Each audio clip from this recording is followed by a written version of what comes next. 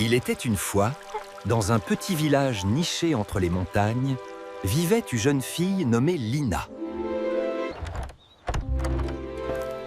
Lina était connue dans tout le village pour sa gentillesse et son cœur pur. Quelle belle journée! Je vais cueillir des baies dans la forêt. Fais attention dans la forêt, ma chérie. Ne t'éloigne pas du sentier. À propos, les forêts européennes médiévales étaient considérées comme des lieux magiques où les fées et les créatures enchantées vivaient. Lina connaissait chaque coin de cette forêt, chaque arbre, chaque fleur. Les baies sauvages étaient une source importante de nourriture pour les villageois médiévaux, riches en vitamines et utilisées aussi comme remède. C'était sa clairière secrète, un endroit où elle venait souvent pour trouver la paix. Soudain, Lina entendit un son étrange, venant d'un buisson épineux. Oh, pauvre petite créature! Ne t'inquiète pas, je vais t'aider. L'oiseau avait une beauté extraordinaire, comme si la lumière des étoiles avait pris vie. Avec une douceur infinie, Lina libéra l'oiseau des épines cruelles. Elle examina l'aile blessée avec un soin méticuleux. Dans les temps anciens, les gens croyaient que soigner un animal blessé apportait une bénédiction spéciale de la nature. Tu vas rester avec moi jusqu'à ce que tu puisses voler à nouveau, petite amie. Lina ramena l'oiseau magique chez elle, ignorant que ce geste de bonté allait changer sa vie pour toujours. Maman! Regarde cet oiseau magnifique! Il était blessé, je dois m'en occuper. Je n'ai jamais vu un oiseau pareil. Ses plumes brillent comme l'argent de la lune. C'est certainement une créature spéciale. Lina créa un refuge confortable pour son nouvel ami Aïe. Les jours passèrent, et chaque jour, Lina prenait soin de l'oiseau avec dévouement. Voilà, petite amie. Mange bien pour reprendre des forces.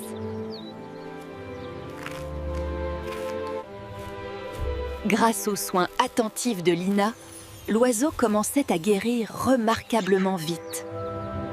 Un lien spécial se forma entre la jeune fille et l'oiseau magique. Oui. C'est ça. Tes ailes sont presque guéries. L'oiseau semblait comprendre chaque mot que Lina prononçait, comme s'il possédait une intelligence presque humaine. Bientôt, l'oiseau put à nouveau voler. D'abord de petits vols, puis de plus en plus loin. Tu es complètement guérie maintenant. Tu peux voler comme le vent. Tu es libre de partir quand tu veux, petite amie. Mais je serais heureuse si tu restais avec moi. Cette même nuit, dans les profondeurs sombres de la forêt, quelqu'un d'autre avait remarqué l'oiseau magique. C'était la demeure de la sorcière Malevra, une femme cruelle qui pratiquait la magie noire. La sorcière cherchait depuis longtemps un ingrédient rare pour compléter son sort le plus puissant. Et voilà qu'elle le vit. Un oiseau au plumage d'argent et d'or, porteur d'une magie ancienne. Enfin, l'oiseau de lumière. Avec son cœur magique, mon pouvoir sera sans limite. La sorcière commença immédiatement à préparer un sort pour capturer l'oiseau magique. Cette nuit-là, la sorcière quitta ce tanière et se dirigea vers le village, le cœur rempli de plans sinistres. Lina et l'oiseau profitaient paisiblement du beau matin, ignorant qu'ils étaient observés. Depuis l'ombre des arbres, des yeux malveillants observaient chaque mouvement. La sorcière avait trouvé sa proie.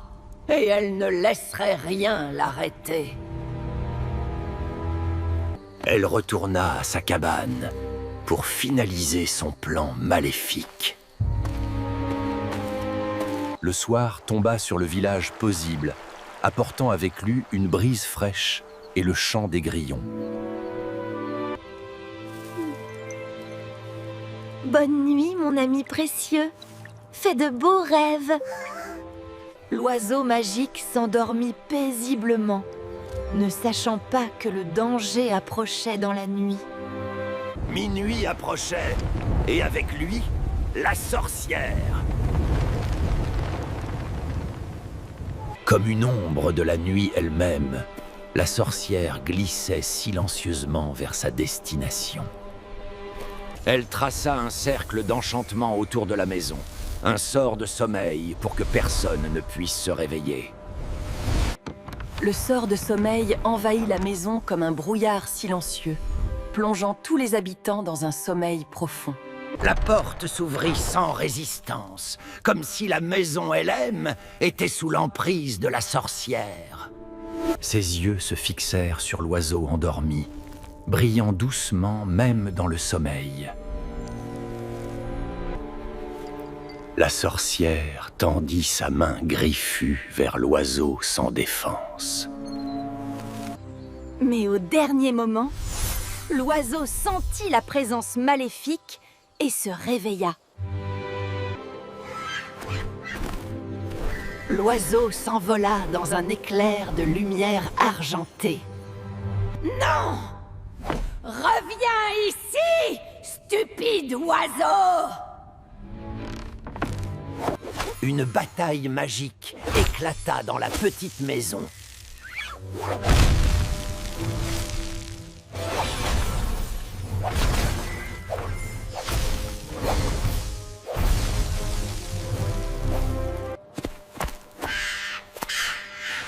L'oiseau essaya désespérément de réveiller Lina du sort de sommeil.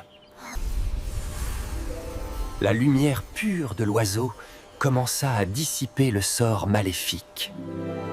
Les yeux de Lina s'ouvrirent enfin, et elle vit l'horreur qui se déroulait. Laissez mon oiseau tranquille! Sortez de ma maison!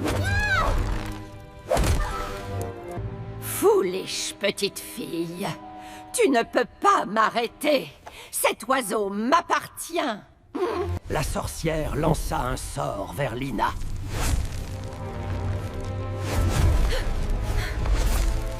Mais l'oiseau se plaça devant elle, créant un bouclier de pure lumière. Tu m'as sauvée. Maintenant, c'est mon tour de te protéger. Avec un courage qu'elle ne savait pas posséder, Lina agit.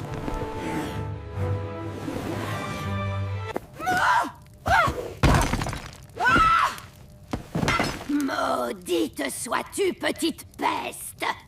Lina saisit l'oiseau et courut vers la liberté. Elle s'enfuit dans le nuit, sachant qu'elle devait mettre l'oiseau en sécurité.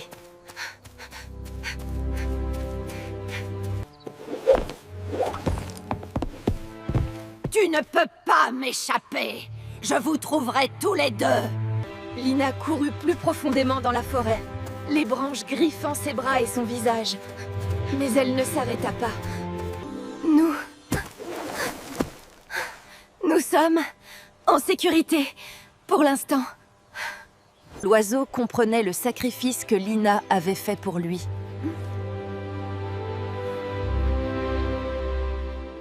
Puis, quelque chose d'extraordinaire se produisit.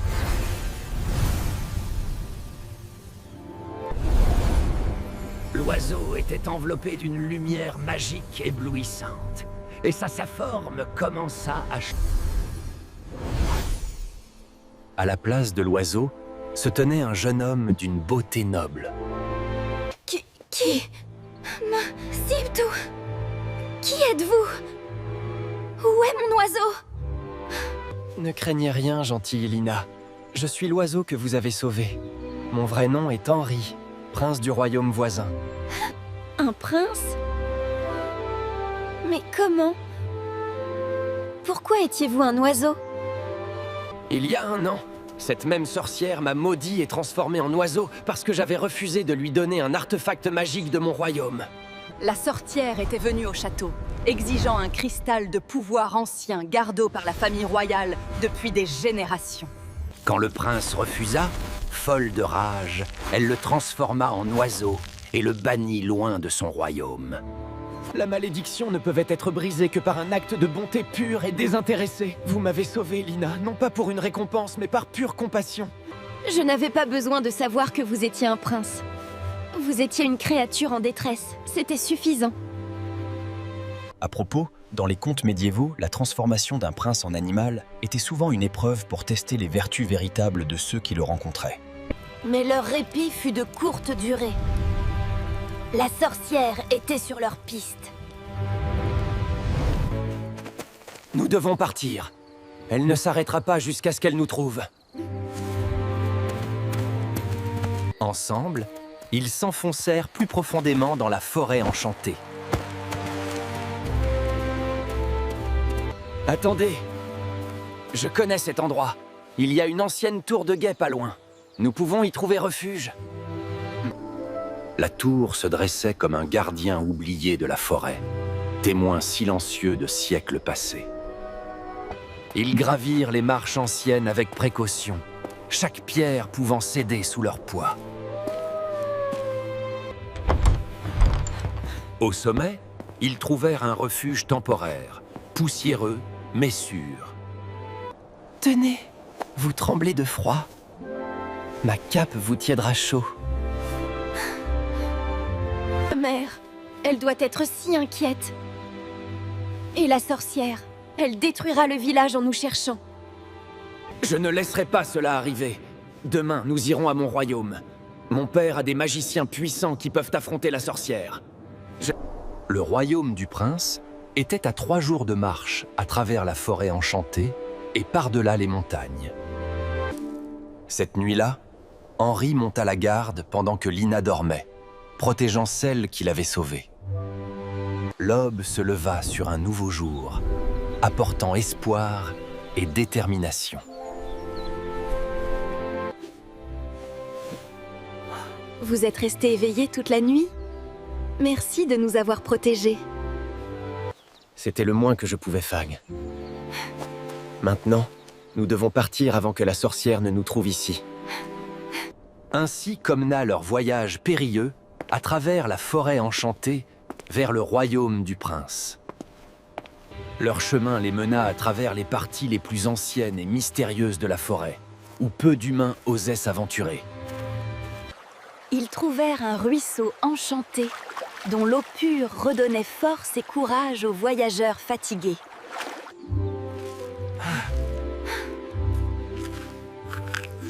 Au moins mes connaissances de la forêt sont utiles. Mais leur moment de paix fut brutalement interrompu. La sorcière avait retrouvé leurs traces. Un orage magique, maléfique, s'abattit sur la forêt. Je vous ai trouvé. Vous ne pouvez pas m'échapper, petit fou. Vous devrez me vaincre d'abord avant de toucher à Lina.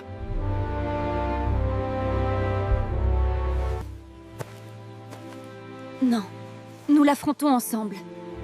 Je ne vous abandonnerai pas. Ainsi se tint la confrontation finale entre l'innocence pure et la magie noire, entre l'amour et la haine, entre la lumière et l'obscurité. Mais ils n'étaient pas seuls. Ils avaient quelque chose que la sorcière ne comprendrait jamais. L'amour véritable et le courage né de la compassion.